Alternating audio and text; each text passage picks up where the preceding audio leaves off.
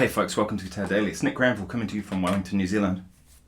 So it should come as no surprise to anybody that I'm a Tom Bukovac fan. I think he's great. I think his playing's great. I've kind of known about him for a long time, you know. It's not new on my radar. I know, I've kind of always paid attention to the session musicians out in the world because it's what I do in a different part of the world, different kind of way. Not really part of the Nashville kind of sound or scene, definitely. But, my thing is more jazz fusion, funk kind of things, pop. But in the same way, I kind of pay attention to all the session guys that are around, people like Tom Bukovac, and of course, the heroes from back in the day was like Larry Carlton, Lee Ritenour, Steve Lukather, people like that, Dan Huff. Huge influence for me on my kind of playing as a session player. Michael Landau. Whenever I do sessions, I often think, what would Landau do here, But I was watching this thing of Tom Bukovac today. This video, I'll link it below if you want to check it out. But he played this chord and I just went, what? Like one thing, people talk about his soloing all the time. He's a great soloist. And they talk about all these different things of his things. But I don't hear people talk about his chord playing. And his chord playing is beautiful. And killer groove pocket. That's one of the things that gets me too, is like, his pocket is like second to none.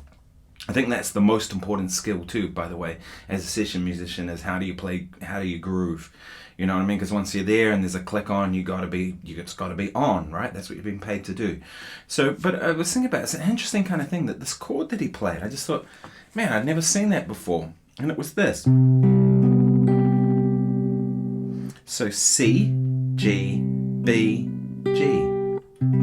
C major 7 voicing. Now, I know a lot of C major 7 voicings. I've kind of made my point of my playing to know a lot of chords, right? So I use this one a lot, use this. All of these different drop 2s, drop 3s, drop 2 and 4s, all this kind of stuff. I don't know why I'd never thought to do a chord like that. So, I've learned so much from Tom Bukovac. I really have. Legend. Absolute legend. But that chord, it just never occurred to me. 1, 5, 7, 5. 9 times out of 10 you would put the third in there, right? Because that's what makes it major or minor. But I love the ambiguity of that. And it's not something people don't talk about his playing, is his chord voicings, and I love it, To me, that's such a cool sound.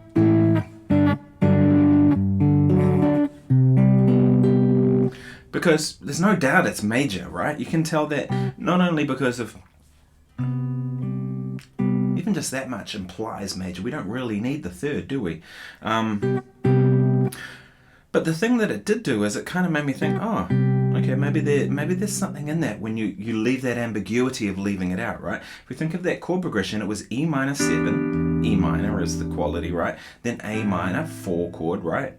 And then up to, I guess you would say that's like the flat 6. Or if you were thinking in the key of C major, you could think of it as 3, 6, 1. I don't think it's that, but you could.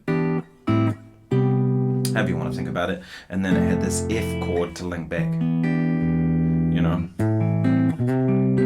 Which could make even further the arguments in C major, but isn't that cool? I really like ambiguity in chords. There's chord voicings I've kind of been working on for probably about a year now, and you no doubt have probably seen them in my own playing, but in the same kind of way has that same ambiguity, and it's chords built on fifths. So if we go C, up a fifth, and then we go up a fifth to D, and up a fifth to A, and you get this. And that chord that Uncle Larry played kind of reminds me of that. Right? It's 1, 5, 3, 6, right? But there's this ambiguity about it. It's a series of fifths. And I like kind of moving it like this, going...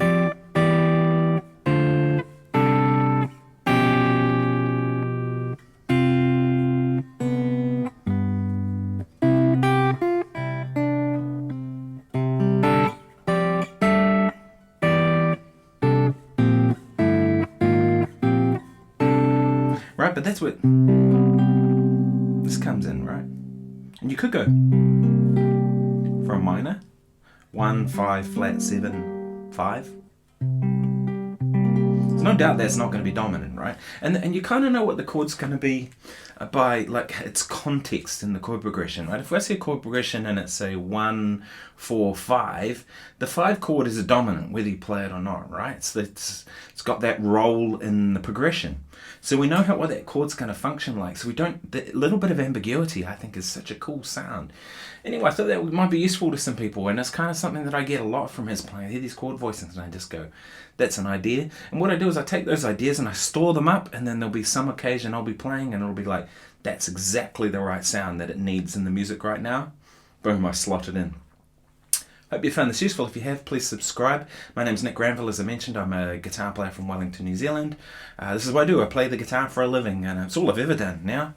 I've been doing daily videos now for about 10 months. We're October now, right? So going into November, so almost 11 months. I started January 1st. I guess you could say it was a New Year's resolution, although I didn't think it that way. I just thought, I'm going to put out some daily videos. What's to stop me? I'm a pro musician. This is what I do. Can I not find half an hour in a day to do this? Sure, I can. So that's what I've done, and I managed to do it. I'm coming up to the 300th episode very soon. So if you have some ideas of what you think I should do for number 300, let me know. I've got some couple of ideas, but let me know in the comments below what you think I should do for 300. That'd be, it'd be nice to do something special. I'm not doing that 5-hour blues thing again. Been there, done that, and it was dreadful.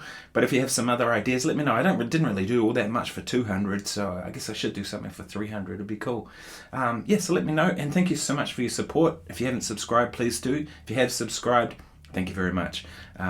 Hit like, drop me a comment below if you like this. See you soon. Cheers.